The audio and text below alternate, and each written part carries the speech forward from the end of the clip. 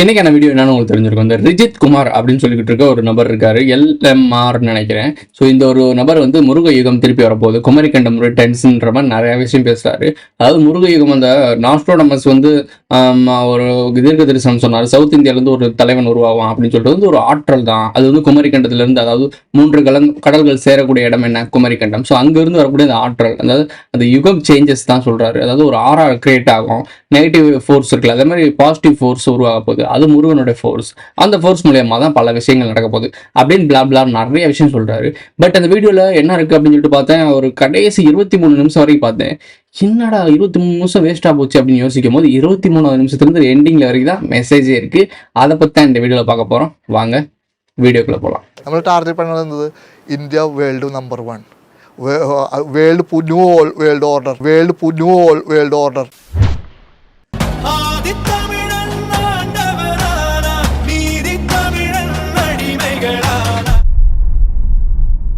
ரெண்டு இடத்துல அவரு நியூ வேர்ல்ட் ஆர்டர் அதை பத்தி பேசுறாரு. நியூ வேர்ல்டு ஆர்டர் யார் கொண்டு வரா? இலுமினாட்டி தான் சொல்றோம். இந்த இலுமினாட்டியை பத்தி தான் ஒரு விஷயமும் ஒரு எக்ஸ்பிளைன் பண்ணியிருப்பாரு, அதையும் நான் சொல்றேன். இப்போ ஒன் வேர்ல்டு கவர்மெண்ட்டுக்கு கொண்டு போறாங்க. நியூ வேர்ல்டு ஆர்டர்னா புதிய உலக கட்டமைப்புன்னு சொல்றாங்க. ஸோ புதிய உலக கட்டமைப்புனா அவங்களுக்கு ஏற்ற மாதிரி, அதாவது நமக்கான புதிய உலகம் கிடையாது, அவனுங்களுக்கு தேவையான ஒரு புதிய உலகத்தை ஒட்டுமொத்தமாக கண்ட்ரோல் எடுக்கிறது தான் அது மேட்ரு. அதுக்காக வேலை பார்க்குற ஒரு சில புரோக்கர்ஸ்ல ஒரு நிறைய பேர் இருக்கானுங்களா, பெரிய புரோக்கர்ஸ், பொலிட்டிஷியன் புரோக்கர்ஸ் இருக்கானுங்களா, அதே மாதிரி ஸ்பிரிச்சுவல் புரோக்கர்ஸ் இருப்பானுங்க. அதுல ஒரு கோமாளி தான் இவரும். ஸோ நான் முன்னாடியே சொல்லியிருக்கோம், இவரெல்லாம் அந்த அளவுக்குலாம் ஒன்றும் இதில் முருகனை நேரில் பார்த்தேன்றாப்புல, முருகனோட வேலுக்கான அர்த்தம் என்னன்னா அது ஒரு பவர் வெப்பன் அப்படின்றாப்புல. எல்லாம் ஓகே, இவருக்கு பல விஷயங்கள் தெரியவே இல்லை. இவர் கொடுக்கப்பட்ட அஜெண்டாக்கு இவ்வளவுதான்டா விஷயம், இதை மட்டும் போய் பேசுறான்னு சொல்லியிருக்காங்க, அதை மட்டும் தான் பேசுறாரு. நிறைய விஷயம் நம்ம கார்த்திக் உள்ள பூந்து கிராக் கொஸ்டின் கேட்டாரு, அதுக்கு பதில் வரல. 2026 அந்த எலெக்ஷன் நடக்க போகுது, அதில் யார் வின் பண்ண போறா அப்படின்னா, முருகன் சார்ந்த பேர் இருக்கவங்க வின் பண்ணுவாங்களா அப்படின்னா ஒரு புதிய மாற்றம் வரப்போகுது மே மாதம் அப்படின்னு சொல்றாரு. ஸோ இந்த மே மாதம்ன்றது ரொம்ப முக்கியமான மந்த்து தான், அதை பற்றியும் பேசியிருப்பாரு. இப்போ விஷயம் என்னென்ன அப்படின்னா, இவர் சொல்றது எல்லாமே ஃப்ராடு அப்படி கிடையாது. ஒரு விஷயம் நடந்துகிட்டு இருக்கு, ஆனா அந்த விஷயத்த வேறு கண்ணோட்டத்துல கொண்டு போற ஒரு ஆளு. முருகன் சொல்ற கந்தன் கூட்டம் தான் எல்லா உலகத்துல இருக்க வணிக கும்பலுக்கும் மெயின் தலைக்கட்டு அப்படின்னு சொல்லியிருந்தோம். அது மாதிரி உலகத்துல இருக்க வணிக கும்பல் தரப்பெல்லாம் இவர் புரோக்கர் வேலை பார்த்துட்டு இருக்காரு. நாங்கள் அங்காளி பங்காளி தான், நம்ம முன்னாடி இங்க இருந்து போனது தான், முருகன் தான் நீங்களும் வணங்குறீங்க நானும் வணங்குறேன், இந்த புரோக்கர் வேலை பார்த்துட்டு இருக்காரு இவரு. ஸோ ஆனா அவங்க சொல்லக்கூடிய விஷயம், ப்ரோ நம்ம முருகன் தானே ப்ரோ, தமிழ் கடவுள் முருகனை பத்தி தானே ப்ரோ பேசுறாங்க, உலக மக்கள் எல்லாருமே ஒன்று சேர்ந்தா நல்லதானே ப்ரோ அப்படிலாம் நீங்க கேட்பீங்க. அது கிடையாது. இவங்க உலக மக்களை ஒண்ணு சேர்க்கல, உலக மக்களை ஆண்டுகிட்டு இருக்க ஒரு ஒவ்வொரு இடத்துல இருக்கிற ரகசிய கும்பலை ஒண்ணு சேர்க்கிறாங்க. இந்த ரகசிய கும்பல் எல்லாருமே ஒண்ணு சேர்ந்து தான் இந்த வேலையை பார்க்க போதுங்க. ஒன் வேர்ல்டு கவர்மெண்ட்டுக்கு அஜெண்டாக்கு ரெடியாக போறானுங்க. அதாவது ஒரு சிலவங்கலாம் வந்து ஏன் வாழ்றோம், எதுக்கு இந்த ஸ்கிரிப்ட் படி நடந்துக்கிறோம், எதுக்கு இந்த அஜெண்டா பேஸ்ட் நடக்கிறோம், ஏன் இந்த கார்பரேட் கம்பெனியோட ஃபண்டு வாங்கிட்டு இந்த வேலை பார்க்குறோம் அப்படின்னு தெரியாமே வேலை வந்துட்டு இருப்பாங்க. அவங்களுக்கு தெரிஞ்சு இப்படி ஒரு சிஸ்டம் இருக்கு, இந்த சிஸ்டம் இயங்க போது நம்ம எல்லாருமே ஒண்ணு அப்படின்னு காட்டுறதுக்கு ஒரு டூல் தான் முருக யுகம்னு சொல்ற ஒரு காமெடி கதை. உலகம் முழுக்க இருக்கவங்க எல்லாருமே இணைக்கிறது. இப்போ என்ன ஆகும் நீங்க நினைப்பீங்க, ப்ரோ முருகனுடைய எச்சங்கள் தான் இருக்கு ஒவ்வொரு நாடுகள்லையும், அந்த நாடுகளில் இருக்கவங்களாம் நம்மளாம் ஒன்றிணைறோம் அப்படின்னு சொல்லுவாங்க. பட் அப்படி கிடையாது. உலக நாடுகளில் இருக்கக்கூடிய எல்லா இடத்துல இருக்க முக்கியமான வணிக கும்பல்லையும் இந்த வணிக கும்பல், அதாவது கந்தனோட வணிக கும்பலும் கனெக்ஷன் அப்படின்றது தான் மெயின் மேட்ரு. சரி ஓகேவா. இப்போ கார்த்திக் மாயகுமார் சொல்றாரு, 100 வருடங்களுக்கு ஒரு தடவை ஒரு மிகப்பெரிய போர் நடக்குது, அந்த போர் மூலமா ஒரு எந்த நாடு மோனோபொலி பண்ணுதோ, அதாவது எந்த நாடுகள் வந்து முன்னாடி வந்து நிற்குதோ அந்த நாடு தான் உலகத்தை ஆளுது அடுத்த ஒரு 100 வருடங்களுக்கு. இப்போ இந்த 100 வருடங்கள் வந்து கிட்டத்தட்ட இந்த வேர்ல்டு வாருக்கு அப்புறம் நடந்த ஒரு இம்பாக்ட்ல அமெரிக்கா தான் ஆண்டுகிட்டு இருக்கு அப்படின்னு சொல்றாரு. அப்போ இன்னொரு ஒரு பெரிய ஒரு போர் வந்து அதுக்கப்புறம் ஒரு புது பவர் உருவம், அதுதான் இந்தியாவா அப்படின்னு ஒரு கேள்வி வைக்கிறார். சரியான கேள்விதானே. எப்போ ஒரு உலக போர் மூழுதோ அதில் எது ஜெயிக்குதோ அந்த நாடுகள் தான் அடுத்த 100 வருஷம் இருக்கு, ஒரு நூற்றாண்டு வரைக்கும் உலகத்தை ஆடுற மாதிரி இருக்கு, வல்லரசா வருது. ஃபர்ஸ்ட் வேர்ல்டு வார் கிட்டத்தட்ட அப்படிதான். செகண்ட் வேர்ல்டு வார்ல இம்பாக்ட் இப்போ வரைக்கும் பார்த்துருக்கோம், அமெரிக்கா ஆண்டுகிட்டு இருக்கு. அப்ப நீங்க சொல்றபடி பார்த்தா இன்னொரு பெரிய போர் வந்து அதுக்கப்புறம் முடிவுல தான் இந்தியா ஃபர்ஸ்ட் வருமா என்ன? அந்த கேள்வியை நீங்க நல்லா பாத்தீங்க அப்படின்னா உங்களுக்கே புரிஞ்சிருக்கும், அது சரியான கேள்விதான். அவருக்கு அது கார்த்திக் கேட்டது சரியான கேள்விதான். அதுதான் இங்க நடந்துகிட்டு இருக்கு. இப்போ வேர்ல்டு வார் 3 ஒன்று வரப்போது நம்ம சொல்லிட்டு வந்த ஞாபகம் இருக்கா? அந்த வேர்ல்டு வார் 3க்கு அப்புறம் தான் இன்னொரு சூப்பர் போர் வரும், அங்கேயும் நியூக்ளியர் வெப்பன்ஸ் பயன்படுத்தப்படும். அது எங்க எப்படி அப்படின்றதுதான் இருக்கு. இந்த டைம் பலிகாடு வேலை இடம் கிடையாது, உள்ள இடம் தான். அண்டை நாடுகள்ல தூக்கி போட்டுக்கிட்டு இருந்தது இப்ப உள்நாட்டுக்குள்ளே, அதாவது பாதிப்பு நமக்கு தான். சரி ஓகே, இப்போ இந்த வேர்ல்டு வார்னு ஒரு நடக்கக்கூடாதுன்னு தான் நம்ம பேசிட்டு இருக்கோம். அது தடுக்க முடியுமா? கதிர் நினைச்சா முடியுமா? IW நினைச்சா முடியுமா? மக்கள் எல்லாரும் நினைச்சா முடியும். நம்ம எல்லாருமே நான் சொல்லியிருந்தேன், பைக் அவுட் பண்ணுங்க, சினிமா இண்டஸ்ட்ரியை பைக் அவுட் பண்ணுங்க, தற்கொலையெல்லாம் வந்து விட்டொழிங்க, அவங்க யாட்டு படம் எடுக்கட்டும், அவங்க பாட்டு நடக்கட்டும், 10 நாள் 15 நாள் வெயிட் பண்ணா ஹச்டி பிரிண்டே கிடைச்சிருந்து புது படத்தை நம்ம வீட்லயே பார்த்துடலாம். ஸோ ஒரு 10 நாள் போதும், ஆட்டோமேட்டிக்காக அவங்க ஓடிடிலே விட்டுருவானுங்க, அவனுங்களே விட்டுருவானுங்க, ஒரு வழியே இல்லை. வீட்டில் உட்காந்து நம்ம சப்ஸ்கிரிப்ஷன் பண்ணி பார்த்துட்டு போயிட்டே இருக்கலாம். ப்ரோ எப்படி பார்த்தாலும் ஓடிடியும் கார்பரேட் தானே ப்ரோ, அது மாதிரி இல்லை. இந்த கோமாளிகள் காணாம போயிடுவானுங்கல்ல, இந்த கோமாளிகளுக்கு ஒரு பயம் வரும்ல, நமக்கு இந்த ஃபேன் பேஸ் இருக்கனால தான் திமிரில் ஆடிட்டு இருக்கானுங்க. ஸோ அதை ஒழிச்சு கட்டலாம்னு சொல்லியிருந்தோம். எத்தனை பேர் கேட்க போறீங்கன்றது தெரியல. இப்போ இந்த கோமாளிகளை ஒழிச்சுக்கிட்டு இருக்கிறத நம்ம பண்ணலாம். கடவுள்ன்றது என்னன்றது புரிஞ்சுக்கிட்டாலே போதும். கடவுள்ன்றது வந்து உங்கள்கிட்ட இருந்து வந்தவர் தான். ஆனால் பெருங்கடவுள்னு சொல்லக்கூடிய இடத்துல இருக்கக்கூடிய பெரிய பெரிய கடவுள் சொல்றாங்களா, பெருங்கோயில்கள் இருக்குல்ல, இதெல்லாம் வணிகத்தோட பேஸ். அதாவது வணிகம் நடந்த கூட மையப்புள்ளி. அங்கதான் வணிகம் நடந்திருக்கு, அங்கதான் டிரான்ஸ்போர்ட் எல்லாம் நடந்திருக்கு. நீங்க நிறைய சமூகங்கள் இருக்கு, வணிக சமூகங்கள், அதுக்குள்ள நுணுக்கமா போனீங்கன்னா அவங்களுடைய பரம்பரை வரலாறுலாம் படிச்சீங்க, அவங்களுடைய புராண கால இதிகாசங்கள்லாம் படிச்சீங்க அப்படின்னா உங்களுக்கு தெளிவா புரியும். அவங்க கோயில் நகரத்தோட சுத்தி தான் இருப்பாங்க, கோயிலோட கனெக்டா தான் இருப்பாங்க. கோயில்கள்ல முன்னாடி ஒரு சில விஷயம் நடந்திருக்கும், அங்க இருக்கிற மேற்பார்வையெல்லாம் நடத்திட்டு இருப்பாங்க. நிறைய விஷயங்கள் வந்து ஃபினான்ஷியல் சம்மந்தமாகவே நடந்திருக்கும். ஸோ இப்போ இந்த வணிகமும் ஃபினான்ஷியலும் உருவாக்குனதுக்கான ஒரு குரூப் இருக்குல்ல, அது இலுமினாட்டின்னு நம்ம சொல்றோம், ஞாபகம் இருக்கு, அந்த காசை உருவாக்கணுமே அப்படின்றதான் பேசுறோம்ல. இதுக்கு சார்ந்துதான் கோல்டு காயின் இதெல்லாம் மன்னர்கள் ஆண்டுட்டு இருந்தாங்க.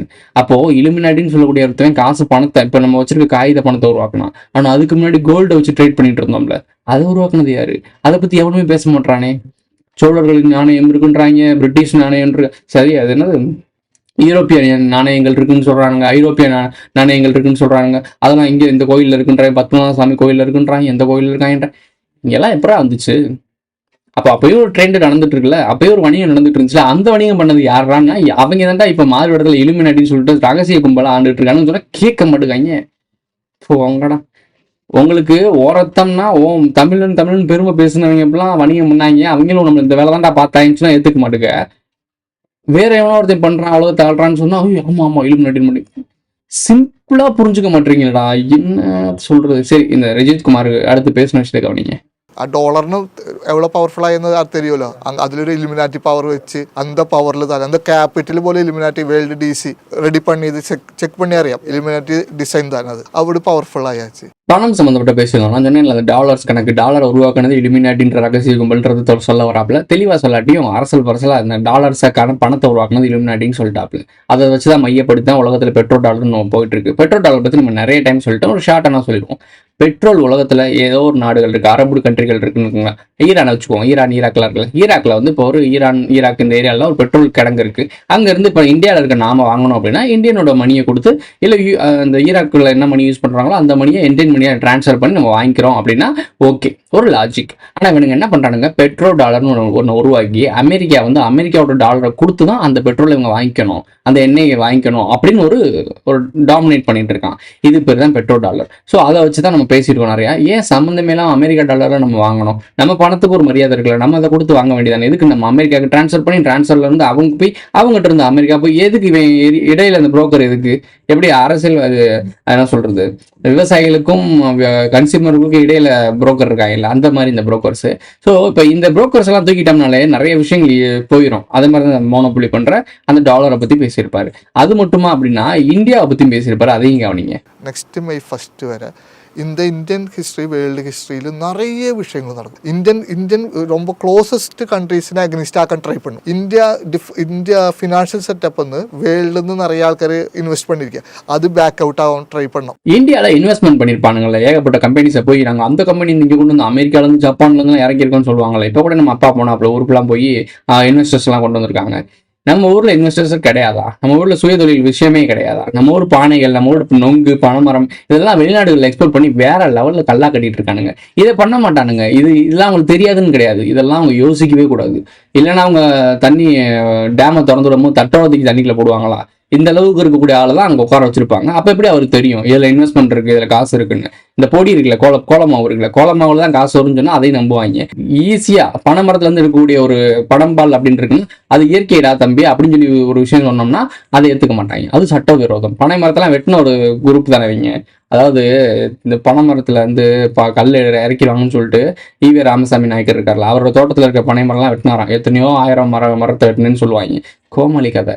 இவங்களுடைய பேஸ் லைனை வச்சு நான் அடுத்த வீடியோ பேசுறேன். இந்த திராவிடம் சொல்லிட்டு பெண் உரிமை, சமத்துவம், இந்த நாகரிக கட்டமைப்பு இதெல்லாம் சொல்றது பகுத்தறிவு இவங்க பண்ண வேலையோட அடுத்த வீடியோ வரும். அந்த வீடியோ பாருங்க, ரொம்ப முக்கியமானது. குடும்ப உறுப்பினர்கள் தான் நமக்கு ஆடியன்ஸ் அதிகம், ஃபேமிலி ஆடியன்ஸ் அதிகமாக பார்க்குறாங்க. அவங்களுக்கான வீடியோ அடுத்து வரும், அதில் பார்க்கலாம். இப்போ இந்த விஷயத்தில் சொல்லிட்டாங்க, தெளிவாக சொல்கிறாங்களா, இன்வெஸ்டர்ஸ்லாம் கிளம்பிடுவாங்க, இந்த ஊரை விட்டு கிளம்பிடுவாங்க, பெரிய ப்ராப்ளம்ஸ் வரும், ஃபினான்ஷியல் கிரைசிஸ் வரும். ஆனால் அதுலேருந்து மீண்டு வரும் இந்தியான்னு சொல்கிறாங்க. இப்போ நான் உங்கள்கிட்ட ஒரு கேள்வி வைக்கிறேன், நான் உங்கள்கிட்ட ஃபியூச்சர் ப்ரெடிக்ட் பண்ணுறேன். இப்போ நான் வந்து இந்த நாஸ்டாமர்ஸோட சித்தப்பா பையன், சாரி கொள்ளுப்பேர் அப்படின்னு வச்சுக்குவோம். இப்போ மெயின் மேட்ரு, இப்போ இந்தியாவில் இருக்கக்கூடிய இன்வெஸ்டர்ஸ்லாம் கிளம்பிடுறாங்க. நாங்கள் இந்தியா விட்டு கடையை காலி பண்ணிட்டு போகிறோம்னு சொல்லி போயிடுறாங்க. இப்படி போன பிறகு இந்தியாவில் இன்வெஸ்ட்மெண்ட் ஆகும், இந்தியா வந்து மீண்டு வரும்னு சொல்கிறாங்க. இந்தியா எப்படி மீண்டு வரும்? இந்தியாவில் இருக்க வளங்கள் இருக்குல்ல, நிலங்கள், ரிசோர்ஸ் இருக்குல்ல, இந்த நியூட்ரினோ, அப்புறம் இன்னொரு பூமிக்கு அடியிலேருந்து எடுக்கக்கூடிய தாது பொருட்கள், அப்புறம் கேஸ், ஆயில், இது மாதிரி பூமியிலேருந்து எடுக்க முடியும்ல ரிசோர்ஸ் இருக்குல்ல, இந்த ரிசோர்ஸை சொந்த நாட்டில் கவர்மெண்ட்டே எடுக்கும். அதுக்கு நம்மளே அனுமதிக்க வைப்பாங்க. நம்ம நாட்டை பார்த்தீங்கன்னா, நம்ம நாட்டில் எல்லாம் ஃபினான்ஷியல் இவ்வளோ ப்ராப்ளம் ஆயிடுச்சு, அப்போ நம்மளே இதை எடுத்தால் தான் வேறு வழியே இல்லை அப்படின்னு சொல்லி இங்கே ஒரு ப்ராப்ளத்தை கிரியேட் பண்ணி இங்கே இருக்க நாட்டில் இங்கே இருக்க வளங்களை இவங்களே இதில் வரைக்கும் இல்லீகலாக ஒரு கார்பரேட் எடுத்துட்டு இருக்குல்ல, இப்போ உண்மையில கவர்மெண்ட்டே எடுக்க ஆரம்பிக்கும். இந்தியா வளர்கிறது பாருங்கள்னு சொல்லிட்டு சொந்த நாட்டில் இருந்து நாங்களே தயாரிக்கிறோம் பாருங்கன்னு சொல்லிட்டு இங்கே இருந்ததே ஏற்றுமதி பண்ணி இதுவே ஒரு பிஸ்னஸ் ஆக்கி இதுலேருந்து கொள்முதல் பண்ண ஆரம்பிப்பாங்க. கார்பரேட் கம்பெனிகிட்ட இருந்து வாங்கின பணத்தை இங்கேருந்து டேலி பண்ணுறோம் அப்படின்னு சொல்லி காட்டி, இவ்வளோ நாள் நீ எதுக்காக போராடி இதெல்லாம் நிப்பாட்டி வச்சிருந்தியோ அது எல்லாத்தையும் ஒன் நாட்டிலே பண்ணுவாங்க. அதுக்கான பேஸ் தான் போயிட்டு இருக்கு. இது எழுதி வச்சுக்க, நடக்கலைன்னா நான் சேனலை மூட்டு போயிடுறேன். சரி, ரைட்டு. இன்னொരു വിഷയം ഇருக்கு, അதையும் പാർ. പിന്നെ ഇന്ത്യ നിയറസ്റ്റ് കൺട്രീസ് ആയിട്ട് ரொம்ப ഒരു സൈഡിൽ നടക്കും, അനന്തർ സൈഡിൽ ഇന്ത്യ ഇതെല്ലാം വിൻ பண்ணும், ഇന്ത്യ പവർഫുള്ളായി വരും. இந்தியாவை சுற்றி இருக்கக்கூடிய எல்லா நாடுகளும் தொந்தரவு கொடுக்குன்னு சொல்லுவாங்க. இந்தியாவை சுற்றி இருக்க நாடுகள் சைனாவும் ரஷ்யா அவங்கெல்லாம் தானே சுற்றி இருக்காங்க. இந்த ஏசியா கண்ட்ரியில் இருக்கக்கூடிய நாடுகள்லாம் இருக்குல்ல, சைனாக்கு இந்தியாவுக்கு ஆகவே ஆகாது. உங்களுக்கு தெரியும், சைனா வந்து இன்ஃப்ளூயன்ஸ் பண்ணி தான் பாகிஸ்தானை நம்ம குடைச்சல் கொடுத்துட்ருக்குன்னு சொல்லிட்டு எல்லாருக்குமே தெரிஞ்ச விஷயம் தான். இப்போ குடைச்சல் கொடுக்கக்கூடிய யார் இல்லை, இவங்கெல்லாம் ப்ராப்ளம் கொடுப்பாங்கன்னு சொல்கிறாங்க. நம்ம என்ன சொல்லிட்டு இருக்கோம், இப்போ நம்ம வீட்டுக்கும் அந்த ஒரு பிரச்சனை வந்து ஒரு 400 கிலோமீட்டர் தள்ளி இருக்குன்னு வச்சுக்கோங்க. நம்ம பிரச்சனையோட லேண்ட்மார்க் வந்து நம்ம வீடு தான். நம்ம வீட்டுக்கு வரக்கூடிய பிரச்சனை வந்து ஒரு 400 கிலோமீட்டர் தள்ளி இருக்கு. அது அங்கே சுற்றி பஸ் பிடிச்சு டிராவல் சரி ஃப்ளைட்டில் வந்து பாதியாக கிராஸ் பண்ணி வேற வடிவத்தில் இங்கே வந்து நம்ம வீட்டுக்கிட்ட வந்துருச்சு. அதுதான் அவர் சொல்ல வர்றாரு. பெரிய ப்ராப்ளம்ஸ் கிட்ட வரும். அது எங்கே வரும்னா இந்தியன் ஓசனை நோக்கி வரும். இந்தியன் ஓசன் வந்து ரொம்ப ரொம்ப முக்கியமான ஒரு வணிகத்தளம். அங்கே யார் கோல் வச்சுறாங்க, அதை யார் கண்ட்ரோல் பண்ணுறாங்களோ அடுத்த பவர்ஃபுல்லான ஒரு கண்ட்ரி அதுதான் south India, union of south India. இதுக்கான பேஸ் லைன் தான் அவர் சொல்றாரு. ஸோ பல நாடுகளுக்கு பிரச்சனை கொடுக்கும், பல நாடுகள் வந்து இன்ஃப்ளூயன்ஸ் பண்ணி ப்ராப்ளம் கொடுக்கும். இதையும் மீண்டு வரும் இந்தியான்னு சொல்றாங்க. மீண்டு எப்படி வரும்? கூட பெரிய பெரிய நாடுகள், நம்மளை விட பெரிய பெரிய வளர்ந்த நாடுகள் தான் இதை குறைச்சல் கொடுக்க போகுதுன்னா இதுல இருந்து எப்படி மீண்டு வரும்? ஏன் இவ்வளவு நாள் மீண்டு வராது, திடீர்னு மீண்டு வரப்போதான்? இப்போ மீண்டு வரக்கூடிய ஸ்கிரிப்ட் இருக்கு. இவ்வளவு நாள் நீ அமைக்கி வாசி, நீ எப்போ வளரணுன்றது நாங்களுக்கு தெரியும், நாங்கள் வளர சொல்றோம், இப்போ வளர்ந்துக்கோ அப்படின்னு சொல்றது. ஏன்னா எந்த நாடு வளரணும், எந்த நாடு விழுகணும், எந்த நாடு நிக்கணும், எந்த நாடு காணாம போகணும், எங்க 2 அணுகுண்டு, எங்க 2 வெங்காயம் விழுகணும் அப்படின்னு முடிவு பண்றது மேல உட்காந்து அவங்க டிசைட் பண்றது தானே. உங்கள்கிட்ட நான் ஒன்று சிம்பிளா ஒரு கேள்வி கேட்கிறேன். இலுமினாட்டின்னு ஒன்று கிடையவே கிடையாது. ஆனால் நான் உங்கள்கிட்ட சிம்பிளா ஒரு விஷயம் சொல்றேன். ஒரு ஏரியா இருக்கு, அந்த ஏரியாவை சுத்தி ஒரு குட்டி கிராமம்னு வச்சுக்கோம். ஒரு குட்டி கிராமம் இருக்கு. அந்த குட்டி கிராமம்ல ஒரு 400 வீடுகள் 500 வீடுகள் இருக்கு. அந்த 500 வீடுகளை சுத்தியும் ஒரே ஒரு பணக்காரன் இருக்கான், மிகப்பெரிய ஒரு பணக்காரன். அவனை சுத்தி ஒரு குட்டி குட்டி குடும்பங்கள், அதாவது அவனோட குடும்பங்கள் குட்டி குட்டி பணக்காரங்க இருக்காங்க. ஆனா அந்த ஒரே ஒரு பணக்காரன் தான் ஒட்டுமொத்தமா பணக்காரனா இருக்கான். அவனை சுத்தி இருக்க ஏரியாலாம் ரோடு வீடு லைட் வசதி எல்லாம், ஏன்னா அவன் இந்த ஊர்ல இருக்கான்றக்காக அந்த ரோடு வசதி லைட் வசதி, அவன் போயிட்டு வர இடத்த, அந்த 500 குடும்பம் இருக்குன்னா அவன் போயிட்டு வர ஏரியாவுக்கு மட்டும் எல்லாமே ரோடு வசதி எல்லாம் தெளிவா செஞ்சு வச்சுப்பான். ஏன்னா அவன் பணம் இருக்கு, மிகப்பெரிய பணக்காரன். ஸோ அவனுக்கான எல்லா வேலையும் பார்க்குறான். அப்போ இந்த ஒட்டுமொத்த 500 குடும்பமும் என்ன நினைக்கும், இவரை பகச்சிட்டா நம்ம ஒன்றும் பண்ண முடியாது, அப்போ இவர் ஃப்ரெண்ட்லி ஆக்கிக்குவோம், இவருக்கு நம்ம வேலை செய்வோம், இவர் சொல்றதை நம்ம கேட்போம் அப்படின்னு ஆட்டோமேட்டிக்காக கேட்டுட்டு தான் இருப்பாங்க. ஊர் தலைவர், ஊர் பெரியவர்னா எல்லாம் செல்வந்தனாக தான் இருப்பான், சும்மா சாதாரண ஆளாக இருப்பான். நியாயவாதி பேசுறவன், நியாயம் பேசுறவன், அவன்கிட்ட பணம் இருக்காது. பணம் இருக்கவன் நியாயம் பேச மாட்டான். இதான் உண்மை. ஒரு பழமொழிக்காக சொல்றேன். அந்த பணக்காரன் என்ன பண்ணுவான், தனக்கு ஏற்ற மாதிரி தான் அந்த இடத்துல கிராமத்தை கட்டமைப்பான். தனக்கான என்னென்ன வேணுமோ அதான் பண்ணிட்டு இருப்பான். ஒரு தனி சாம்ராஜ்யத்தை உருவாக்குவான். ஒரு சாதாரண ஒரு குட்டி பணக்காரன் ஒரு 500 குடும்பத்தை இவ்வளவு கண்ட்ரோல் பண்ண முடியும் அப்படின்னா பல லட்சம் கோடி, அதாவது நீங்க பணம்னு ஒன்று பார்த்துட்டு இருக்கீங்கல்ல, எத்தனை பணம் எத்தனை ஜீரோ போட்டாலும் அத்தனை ஜீரோவே அடிச்சு கொடுக்கக்கூடிய ஒரு பொட்டன்ஷியல் இருக்கவன் என்ன பண்ணுவான்னு யோசிச்சுப்பார். இதுதான் நான் சொல்ல ட்ரை பண்றேன். இவ்வளவுதான். இது மட்டும் தானா, இதுக்கு மேல நிறைய இருக்கு, அதை நம்ம நிறைய பேசியிருக்கோம். பட் இது முதல் நீ தெரிஞ்சுக்கோன்னு சொல்றேன். இதுதான் மெயின் மேட்டர்ன்னு சொல்றேன். இப்போ கார்த்திக் குமார் ஒரு கேள்வி கேட்பாரு. இந்த கேள்வி தான் மெயின் கேள்வி. இதோட இந்த வீடியோ முடியுது. அந்த மெயின் பார்ட்டை பாருங்க. നെക്സ്റ്റ് മെയ് 1 ആകുമ്പോഴേക്കും ഇന്ത്യ ഇതെല്ലാം ക്ലിയർ ആയിട്ടും ന്യൂ വേൾഡ് ഓർഡർ வேர்ல்டு வாரில் விக்ட்ரி பரேடுன்னு சொல்லிட்டு ரஷ்யாவில் நடக்குமா மே 9. ஏன்னா ஒரு வருஷம் மே மாதம் தான் ரஷ்யாவில் விக்டரி டே செலிப்ரேட் பண்ணுவாங்க இந்த வேர்ல்டு வாரில் நாசி படை வீழ்த்தினது சம்மந்தமாக. நீங்கள் சொல்கிறது கிட்டத்தட்ட அதே மே தான். மே 18ன்னு ஒன்று இருக்குது, உனக்கு தெரியுமா? முள்ளிவாய்க்கால் மே 18 சொன்னால் நம்ம ஆளுகள் தெரிஞ்சிருக்கும். தமிழ் தேசியவாதிகள் தமிழ் ரத்தம் துடிக்குமே நேரத்துக்கு மே 18 தெரிஞ்சிருக்கும். ஸோ மே 18 இந்த 18 8 கூட்டிப்பாரு 9 நம்மளுடைய அழிவு காலம். ஆனால் இதை ஜெயிச்சது யாரு? சிங்களன் கொண்டாடுறான். ஸோ இப்போ 18 சிங்களன் கொண்டாடுவான், நம்ம வருத்தப்படுவோம். இப்போ ரஷ்யா 9வது நாளை மே 9 நாளை கொண்டாடுது, ஆனால் ஜெர்மன் அழிச்சுட்டு இருக்கோம். ஆனால் ஹிட்லர் 100% கெட்டவன் நீங்கள் சொன்னீங்கன்னா நான் ஏற்றுக்க மாட்டேன். அவன் ஒரு விஷயம் பண்ணான், அந்த விஷயத்த மறைச்சிட்டானுங்க. அதே மாதிரி தான் நேதாஜியும் இதை மாதிரி முக்கியமான ஆட்கள்லாம் முடிச்சு விட்ருவானுங்க. அவங்களுக்கு அப்படியே கான்ஸ்பிரசியாக வச்சிருப்பானுங்க, இருக்காரு இல்லை. அதே மாதிரி பிரபாகரன் மீண்டு வருவார். அவங்களுடைய சாவையை கொச்சப்படுத்தி அது ஒரு மாதிரி ஆக்கிடுறது. இப்போ நேதாஜின்றவருக்கும் மெயின் மேட்ரு, காந்திஜி இருக்க இடத்துல நேதாஜி தான் வீரமாக நின்றுருக்கணும். ஆனால் அவர் விட்டு கொடுத்து வெளியே போனார். அவர் பண்ண ஒரு சின்ன மிஸ்டேக்ஸ்னால இப்போ இந்த நாடு முழுக்க தவறான பாதையில் போயிட்டு இருக்கு. நேதாஜி ஸ்ட்ராங்காக நின்றுருந்தாரு அப்படின்னா இந்நேரத்துக்கு ஒரு ஆட்டமே வேற மாதிரி போயிருக்கும். பல ரகசியங்கள் நமக்கு என்னைக்கே வெளியே வந்திருக்கும்.